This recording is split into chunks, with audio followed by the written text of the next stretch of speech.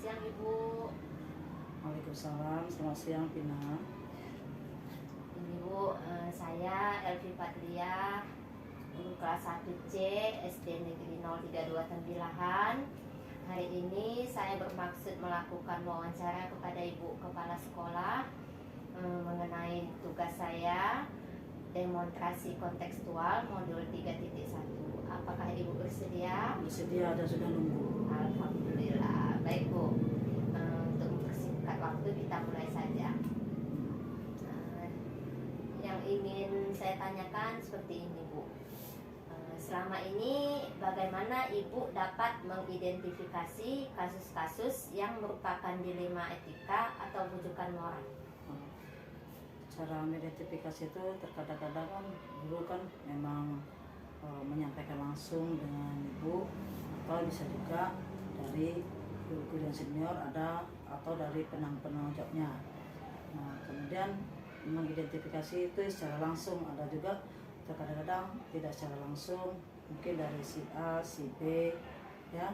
Nah, tapi ibu mengecek itu, mengidentifikasi itu baru identifikasi ya, baru menemukannya. Jadi bisa secara langsung dari kasus-kasus pada orang bersangkutan, atau dari pihak-pihak terkait ya, yang itu merupakan warga di sekolah, baik itu yang berkaitan dengan masyarakat, dan sebagainya gitu.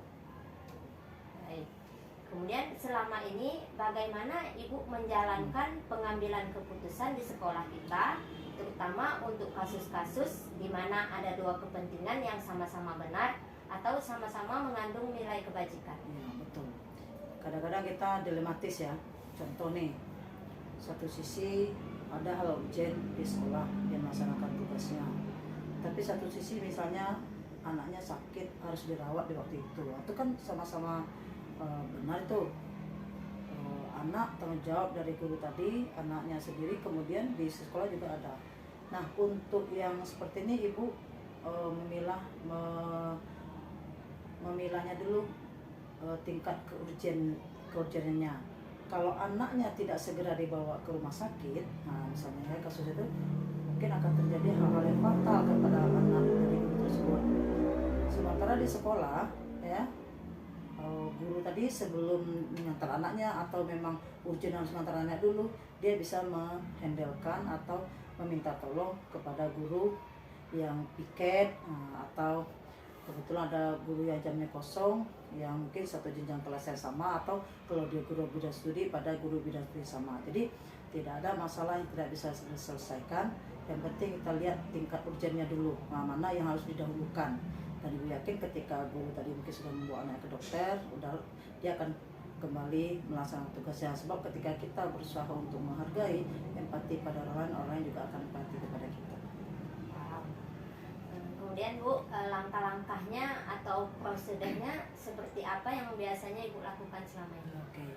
Nah, jadi kalau kita ambil contoh tadi anak sakit tadi kan biasanya tuh guru kan langsung via telepon, ya nggak mungkin nggak mesti pakai tertulis dulu, karena kan terlalu formal, karena ini lebih harus ditangani cepat. Jadi biasanya dia nelpon kontak. Nah, biasanya guru-guru itu udah tahu juga menghubungi piketnya, menghubungi mungkin guru yang ada di kelasnya, misalnya kalau dia guru kelas, guru yang sama, atau guru bidang studi sudah menghubungi guru bidang studi yang sama untuk menghandle kelasnya. Nah, kemudian nanti prosedurnya dia kalau memang urgent dia harus mendahulukan. Kalau dia mau berobat di rumah sakit, tentu dia bisa ke sekolah dulu, ya baru dia izin ke rumah sakit setelah mengkondisikan kelasnya. Atau kalau memang urgent malam itu dia harus pergi, atau sebelum pagi dia harus ke rumah sakit dulu ya, karena tadi anaknya mungkin emergensi dan sebagainya, dia menyelesaikan. Itu langkah-langkahnya. Nanti kalau ada izin atau gimana, mungkin dari pihak rumah sakit kan bisa mengeluarkan rekomendasi anaknya dirawat sebagai itu sebagai dasar itu. Nah, itu untuk jadi prosedurnya lihat lagi sekali ini tingkat urgen dan kira-kira ini harus diselesaikan yang mana dulu. Nah, jadi mana besar manfaat dan mudaratnya, nah itu harus dipertimbangkan. Nah, sepanjang tugas utama tidak terabaikan dan anak kita di kelas tetap terlayani. Kan ada juga guru yang nggak masuk, ada juga guru piket yang bisa menghandle-nya. Baik, jadi semuanya bisa diselesaikan ya Bu Ya, ya. nah, sepanjang guru tadi kan harus menyampaikan kepada kepala sekolah. Nah, kita kan punya ada guru pikir dan sebagainya. Tidak mesti kepala sekolah harus turun tangan, mungkin sampai ke kelasnya nggak mesti ya. Sepanjang itu berlaku untuk semua guru. Oke, baik. Kemudian hal-hal apa saja yang selama ini Ibu anggap efektif dalam pengambilan keputusan pada kasus-kasus dilema ITK? Nah itu dia yang efektif tadi setelah kita menyusun membuat daftar list ya, mana yang harus didahulukan, mana yang besar manfaatnya, mana yang kecil mudaratnya. Nah, jadi mana yang keberpihakan kepada guru, kepada siswa, dan semua kepentingan itu bisa teratasi dengan baik. Nah, gitu. Jadi yakinlah ketika rasa empati tadi ya, memang empati, rasa kasih sayang, peduli ya, itu harus harus ditanamkan. Nah, jadi tak mesti tak kaku. Ibu yakin semua pemimpin bukan hanya di sekolah, mungkin ketika berhadapan dengan anak sakit, ini tugas utama ya, ibu yakin semua pemimpin akan bilang ini anak sakit dulu. Tetapi ingat, kalau sakit itu betul-betul emergensi ya. Nah, kalau dia cuma pilek mungkin bisa disebutkan sekolahnya, tapi kalau emergensi harus didulukan anak. Jadi sangat efektif. Nah, jadi guru tadi ketika dia mengalami hal tersebut ya, atau bukan hanya anak sakit lah, hal-hal yang penting lainnya, biasanya kan yang penting itu yang berkaitan dengan keluarga memang, karena keluarga juga paling penting dan tanggung jawab kita, nah, itu suami, anak, orang tua dan sebagainya. Nah, jadi ketika kita membuat itu sangat efektif. Nah, jadi guru juga tahu ketika sangat urgent baru dia akan melakukan itu. Nah, nantinya, ketika hal tersebut terjadi kepada rekannya, dia dengan sukarela akan siap membantu rekannya ya dalam menghandle kelas yang ditinggalkan dan sebagainya. Jadi kalau sesama-sama kita ada rasa empati dan kita selalu berempati, insya Allah itu juga akan kita alami juga. Nah, jadi ibu meletakkan antara dilema etika tadi itu yang urgennya, dan yakinlah ya kelas tadi insya Allah tidak terabaikan, karena ini dilema etika ini sesuatu yang urgen, sekali lagi yang urgen ya, yang betul-betul harus dibawa misalnya ke rumah sakit, kalau tidak bisa terjadi hal-hal yang lebih fatal. Tapi kalau hanya sekedar anaknya pilek, mungkin bisa menunggu dia menghandalkan kelasnya dulu ya, baru nanti izin keluar sekolah untuk membawa anaknya dulu. Oke, lanjut.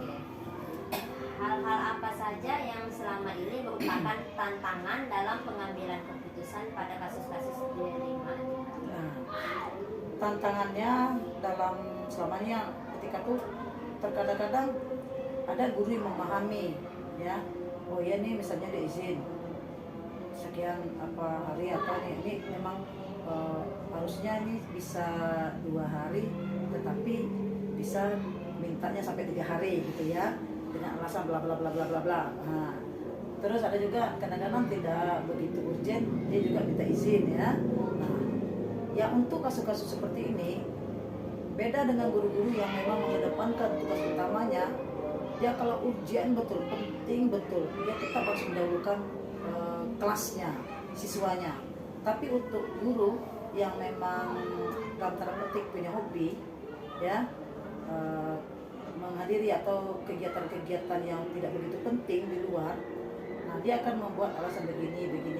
Nah untuk yang ini, ketika dia melakukan tuh sekali, mungkin kita lihat yang kedua kali mungkin bisa kita tegur, bisa dipanggil dulu tadi untuk izin untuk meninggalkan misalnya tuh tugas, itu hak kita. Tetapi lagi pilih lagi urgennya mana, manfaatnya, mudaratnya harus ditimbang-timbang. Jadi seperti itu kira-kira ya. Jadi guru juga harus memikirkan. Nah untuk itu kadang tantangannya seperti itu ya, hal-hal yang tidak itu penting bisa dijadikan untuk izin. Padahal kalau anak tadi sakit kan tuh sangat luar biasa, mungkin dia cukup, bu anak saya sakit, mungkin kepala sekolah nggak bilang gitu, udah kamu harus dulu anak kamu nanti kelas nanti biasanya kepala sekolah gitu. Tapi kalau kecil dari besok ini besoknya, jadi juga akan mengakibatkan guru-guru yang mengendal, guru piket dan sebagainya juga agak sedikit mengeluh. Nah tantangannya tadi cara solusinya dia harus diberi pengarahan pelan-pelan ya, Oke, lanjut. Berarti ada tindak lanjut Iya. dari semua tindakan yang Iya. kita lakukan ya Bu ya. Betul. Baik, selanjutnya Bu, apakah Ibu memiliki sebuah tata kala atau jadwal tertentu dalam penyelesaian kasus dilematika? Apakah Ibu langsung menyelesaikan di tempat atau Ibu punya sebuah jadwal untuk menyelesaikannya? Bentuk atau prosedurnya seperti apa yang sudah Ibu jalankan? Tergantung kasusnya. Kasusnya kalau di sini kayak model 3 macam, ya memang ada kasus itu seperti anak tadi sakit, emergency ya. Nah, itu harus di waktu itu menyelesaikannya. Ya, harus dibuat keputusan di waktu itu. Tapi misalnya Bu, seminggu lagi, 2 minggu lagi anak saya wisuda nih Bu. Oh ya boleh, nggak apa-apa, bikin soal izinnya atau begini. Oh Bu, saya nanti DR-nya ini ya. Itu tuh ada prosedurnya, langkah-langkah, ada surat-surat izin atau apapun yang disiapkan dia. Nah, tuh ya. Jadi nanti itu untuk yang pakai apa ya? Yang pakai jadwal masih lama. Nah, kasus-kasus ya seperti juga tadi yang tidak efektif dan sebagainya itu. Nah, biasanya Ibu kalau menyelesaikannya, ada juga menyampaikan bahwa kalau kita izin seperti ini, hal-hal yang urgennya seperti ini, itu biasanya dalam rapat-rapat majelis guru itu bisa kita sampaikan, atau dalam kelompok-kelompok kerja jenjang kelas ya, secara santai kita sampaikan sebenarnya begini-begini. Nah, alhamdulillah yang paling jelas itu apapun dia, contoh dari kasus kasus-kasus dari etika tadi ya, etika tadi dari etika tadi itu contoh tuh harus ditunjukkan dulu oleh kepala sekolah. Jangan nanti pas giliran kepala sekolah izin seenaknya. Itu berbahaya. Kalau kita izin seenaknya, kita berbuat seenaknya, kita membuat keputusan seenaknya, sementara untuk guru kita bikin aturan-aturan seperti ini. Nah, itu Ibu rasa sangat-sangat tidak efektif dan biasanya guru tidak mau menghargai. Kok berlakunya nggak sama ya? Jadi kepala sekolah mencontohkan dulu. Jadi tadi tuh bagaimana jadwalnya, ada yang sudah terjadwal, ada di waktu itu, ada yang mungkin beberapa waktu baru bisa diselesaikan kasus-kasus itu. Tapi sekali lagi dengan dukungan fakta-fakta, data dan sebagainya lah ya, untuk membuat sebuah keputusan tuh. Nah, prosedurnya juga gitu.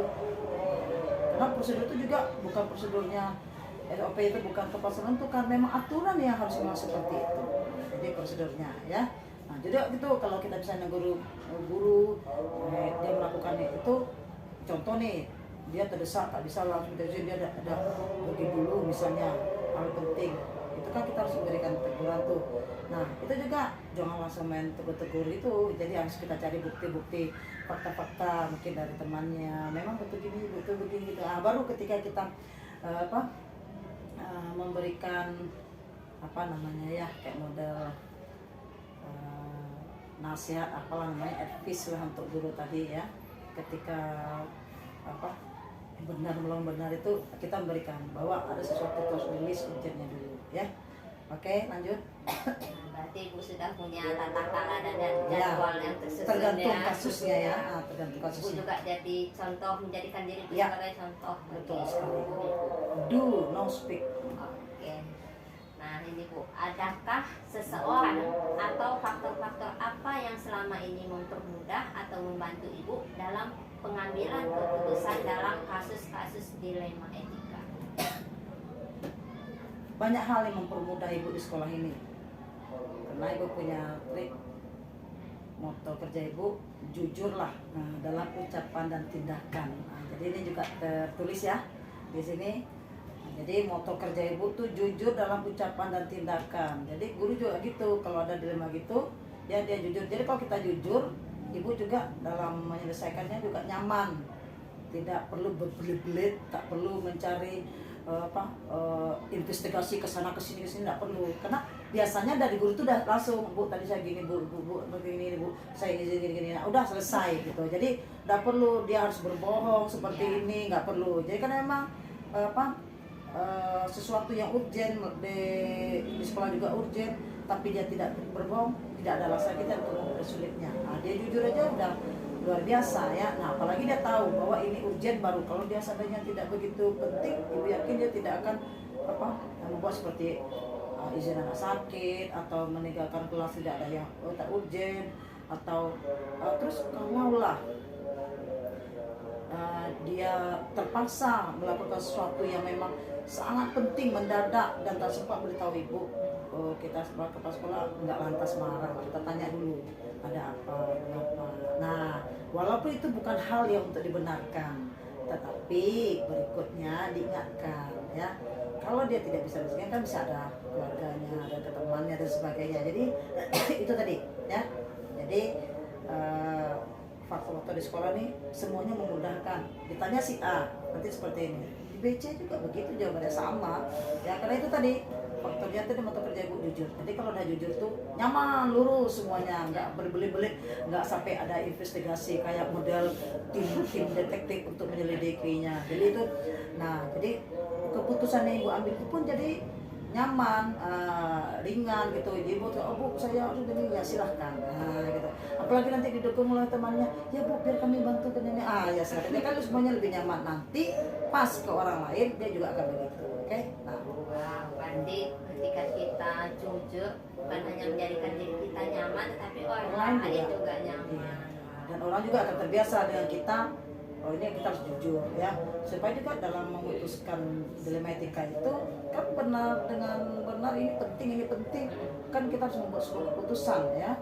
Nah tapi itu tadi sekali lagi yang mana lebih urgent ya. Nah, tuh, jadi nggak ada yang nggak bisa diselesaikan, jujur, nyaman, dan tidak membuat semuanya menjadi enteng gitu. Jadi semuanya kan betul urgent gitu ya.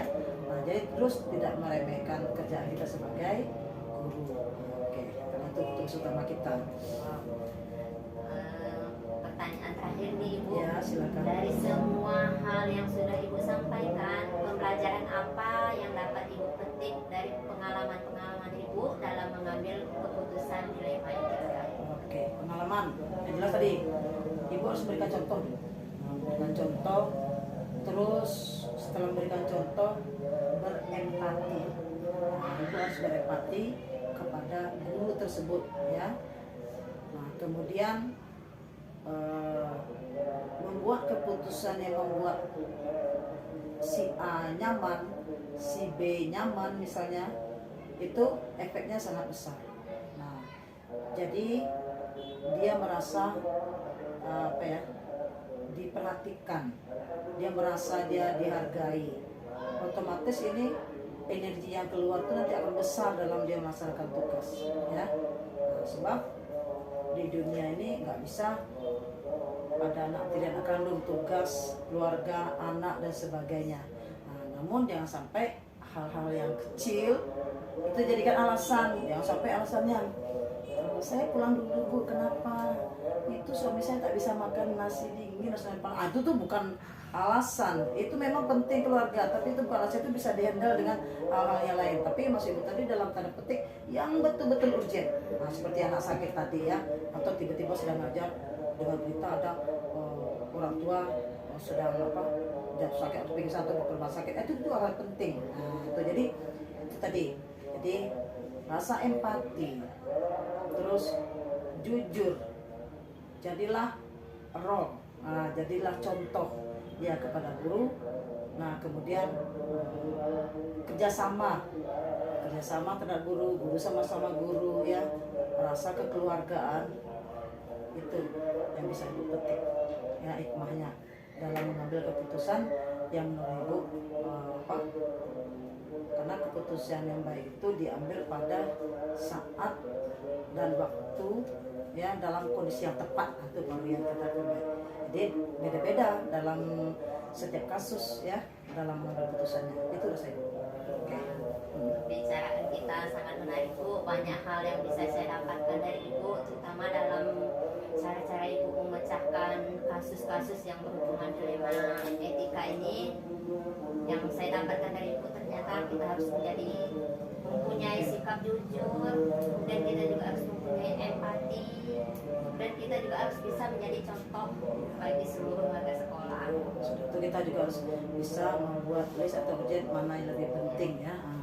Jadi Jadi kalau perlu gurunya diajak diskusi untuk kadang-kadang dari guru itu sendiri akan membuat keputusannya. Oh kalau gitu saya ke kelas dulu lah Bu, nanti saya baru ke sana. Kadang-kadang dari situ karena kita sudah memberikan bahwa bagaimana ketika dalam etika tadi kan sama benar nih, nggak ada salah, tapi ketika kita memberikan sama-sama kita rumuskan, oh dia akan membuat keputusan, oh sebaiknya saya begini dulu Bu. Jadi kadang-kadang guru itu sendiri Dia menyadari sendiri. iya kayaknya sebaiknya gini dulu lah Bu Keputusan ya. apa yang harus diambil dalam kasus dilema etika yang dihadapinya sendiri. Iya betul. Setelah kita diskusi tadi, jadi oh kalau gitu saya ngajar dulu pulang sekolah nggak Bu, mungkin kayaknya saya kesana. Gitulah kira-kira. Seperti itu. Terima kasih Ibu atas waktunya dan semua pernyataan Ibu sangat bermanfaat sekali bagi saya. Insya Allah.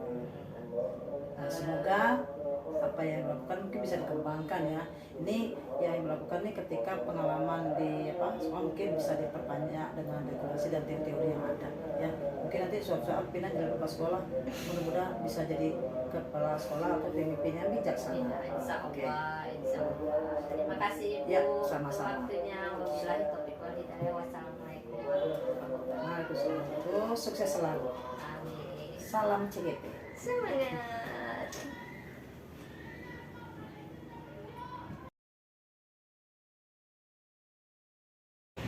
Assalamualaikum warahmatullahi wabarakatuh. Waalaikumsalam warahmatullahi wabarakatuh. Saya Elvi Patria, CGP Angkatan 5 SD 532 Maksud kedatangan saya ke sini, saya ingin melakukan wawancara untuk tugas demonstrasi kontekstual modul 3.1. Apakah Bapak bersedia saya wawancarai?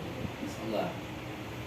Saya juga bersama dengan rekan-rekan CGP dari SD 001 Penjelahan, Ibu Marita dan Ibu Sendiri. Baik Pak, langsung saja ke pertanyaannya. Selama ini bagaimana Bapak dapat mengidentifikasi kasus-kasus yang merupakan dilema etika atau bukan moral? Mengidentifikasi kasus-kasus dari tataran bahasanya. Kalau mengidentifikasi kasus berarti kasusnya sudah ada. Sementara untuk sampai hari ini kasusnya saya belum ketemu, gitu kan? Mungkin ada seperti ini. Jadi saya tidak pernah melakukan identifikasi, ya, tapi terus sesuai dengan apa yang terjadinya. Semua kasus harus diselesaikan. Jadi bagaimana dapat mengidentifikasinya itu identifikasi secara langsung tidak ada, tapi ada kasus tetap kita selesaikan untuk kebaikan sehingga tidak terjadi kehilangan dalam pelaksanaan tugas-tugas di sekolah. Pak, izin bertanya juga ya Pak ya, simpel ini kan Bapak sebagai pimpinan sekolah kita nih SD 1 sebagai pimpinan kan tentunya dalam pengambilan keputusan di sekolah kita nih misalnya ada kasus-kasus yang mengandung sama-sama benar menurut Bapak, sama-sama benar menurut sebagian yang lain, atau sama-sama mengandung nilai kebajikan itu Pak, bagaimana Pak? Ada tak terjadi seperti itu Pak, kasusnya Pak, pengambilan keputusan? Maksudnya seperti apa tadi? Yang ini misalnya dalam mengambilkan keputusan Bapak mengalami dilema di satu sisi ingin mengikuti peraturan sekolah kita, di satu sisi mungkin adanya rasa belas kasihan kepada guru atau kepada murid, seperti itu Pak. Ya, dia dalam pengambilan keputusan itu sebetulnya kalau saya lihat ada 3 tipe. Berdasarkan aturan, bekerja berdasarkan aturan, dengan bekerja berdasarkan nurani, yang ketiga berdasarkan pada tujuan. Nah, kalau aturan, bicara aturan, itu kita akan kaku. Kita tidak mau peduli, pokoknya itu seperti ini. Ya kan? Ada yang keputusan itu diambil berdasarkan nurani. Yang tadi pertanyaan ini benar-benar atau salah? Ya, yang kebenaran itu pasti sejahat-jahatnya orang, walaupun di mulutnya katakan itu salah, bela diri, tetapi di kalbu dia, di hati dia pasti tahu itu benar. Nah, di sinilah kita melihatnya bagaimana untuk baik kedua belah pihak, untuk kedua sisi, yang namanya tadi benar-benar, ya kan? Nah, jadi itu tadi kembalikan kebenaran. Yang ketiga, keputusan tadi adalah berdasarkan tujuannya. Tujuan kita apa? Kalau saya berdasarkan tujuan, yang penting tujuan seperti ini saya tidak mau tahu. Iya. Tidak peduli perasaan orang yang mau Lain, saya ya. buat keputusan. Nah, disinilah seninya memimpin itu. Disinilah seninya bagaimana membuat keputusan. Jadi tidak ada satupun yang terbaik di antara tiga itu. Kalau menurut saya yang terbaik adalah pengambil keputusan secara situasional. Situasional sesuai dengan konteks kasusnya seperti apa. Jadi Kak, mereka lanjutkan juga dengan pertanyaan berikutnya. Seandainya tadi masalah-masalah yang Bapak temukan satu keputusan, apakah ada langkah-langkah atau prosedur seperti apa yang biasa selama ini Bapak lakukan untuk mengambil sebuah keputusan itu? Itu dari saya bilang. Kalau kita membuat langkah-langkah berarti sudah ada standar. Ya, kan? Karena yang namanya kasus itu akan berbeda. Nanti setiap kasus itu tidak mungkin kasus itu menonton itu yang terjadi. Iya. Ini sesuai konteks kasusnya. Pertama Jadi, secara tiba-tiba. iya, langkah-langkah itu Lihat kasus lihat Pak, ya. kasusnya dulu gitu. Kasusnya apa, baru kita buatkan. Kalau bisa ditentukan langkah-langkahnya. Jadi selama ini adakah langkah-langkah Ya, yang Bapak lakukan? situasi seperti apa? Tidak bisa saya buat langkah seperti ini, itu kasusnya beda. Gitu. Nah, lihat kasusnya itu, kasusnya muncul apa? Baik Pak, berarti yang Bapak lakukan situasional ya. Situasional. Hal-hal apa saja yang selama ini Bapak anggap efektif dalam pengambilan keputusan pada kasus-kasus dilema itu? Yang paling efektif adalah bagaimana kita membuat suatu masalah atau kasus itu dalam penyelesaiannya merasa tidak ada yang merasa diuntungkan dan dirugikan. Saya katakan ini adalah win-win solution. Artinya tidak ada masa benar. Misalnya ibu berkasus, lalu saya merasa keputusan yang paling benar itu saya tegakkan, tetapi hati ibu tidak menerimanya, ya kan? Begitu juga sebaliknya, saya ikuti hati ibu, tetapi hati saya bertentangan. Nah, di sinilah perlu kita kejelian kita, analisis kita terhadap sesuatu kasus itu tadi. Ini loh yang kita buat keputusan adalah untuk kebaikan, bukan untuk personal kita masing-masing. Kebaikannya artinya apa? Kalau di sekolah itu untuk lembaga. Jadi intinya yang saya lakukan selama ini untuk misalnya kasus itu, kunci yang saya pegang adalah bagaimana keputusan itu merasa kita semua bisa menerima. Yang berkasus menerima, saya selaku kepala sekolah, apa yang saya inginkan tercapai. Jadi win-win solution. Oke Pak, dalam pengambilan keputusan kan ini pasti ada tantangannya nih Pak. Baik dari guru, baik dari yang punya kasus, tantangannya seperti apa misalnya Pak? Tantangannya itu pulang pada individu sendiri. Apa itu pulangnya? Kalau saat pengambilan keputusannya, masalahnya muncul, kasusnya muncul, bisa itu mood saya selaku pengambil keputusan tidak bagus, ya kan? Berarti keputusan juga tidak baik. Begitu juga sebaliknya, yang merasa ada bermasalah, misalnya guru, itu suatu guru, mood ibu tidak bagus, sebaik apapun yang disampaikan itu tidak akan menerima, ya kan? Nah, jadi di dalam penyelesaian tantangan itu tadi kembali kepada personal kita, lihatlah timingnya seperti apa. Tadi sudah saya sampaikan, yang terbaik itu adalah win-win solution, merasa semua kita merasa menang karena ini kebaikan. Jadi itulah apa namanya pertanyaan dari itu ya untuk efektif tantangannya. Jadi tantangannya adanya pada kedua belah pihak. Bagaimana kita menerima sesuatu kebenaran itu bukan pembenaran. Oke Pak, jadi Bapak tadi mengatakan bahwa keputusan ada time-nya ketika menyelesaikan Pak ya. Nah, apakah Bapak memiliki sebuah tata krala atau jadwal tertentu dalam sebuah penyelesaian kasus dilema etika ini? Apakah Bapak itu langsung menyelesaikan di tempat atau memiliki sebuah jadwal tertentu untuk mengambil sebuah keputusan dalam permasalahan itu, Pak? Ya, kalau jadwal saya tidak membuat, karena kasus itu munculnya secara insidentil. Tetapi juga lihat kasusnya. Kalau kasusnya rasanya perlu analisis yang dalam, itu kan tidak mungkin bisa diselesaikan saat timbul kasus, diselesaikan langsung ya Pak ya. Jadi kalau perlu pertimbangan dari pihak lain, misalnya ada perlu dari guru lain, cuma kepentingan lain, masukannya, nanti baru kita jadwalkan bagaimana menyelesaikan kasus yang terjadi. Jadi jadwalnya secara spesifik tidak akan kita buat, hanya sesuai dengan situasi tadi. Baik Pak, selanjutnya, adakah seseorang atau faktor-faktor apa yang selama ini mempermudah atau membantu Bapak dalam pengambilan keputusan dalam kasus-kasus dilema ini? Kalau seseorangnya tidak, tetapi kalau orang lain pasti ada. Karena keputusan itu, apalagi yang sifatnya untuk lembaga, kayak sekolah, atau pendidikan itu kan melibatkan orang lain.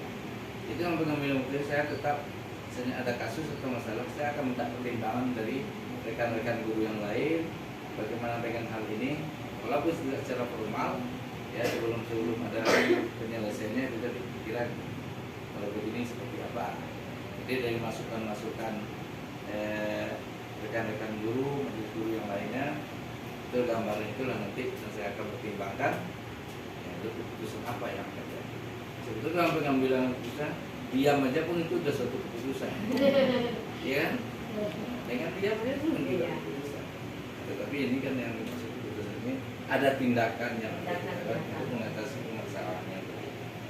Jadi artinya keputusan di sekolah ini bukan mutlak keputusan saya selaku kepala sekolah. Kita ada masukan dari pihak-pihak tertentu, khususnya warga sekolah yang saya anggap bisa memberi masukan. Bapak dari pengambilan keputusan yang Bapak katakan tadi kan ada dari pihak sekolah, sehingga keputusan yang Bapak ambil bisa dipertanggungjawabkan Pak ya.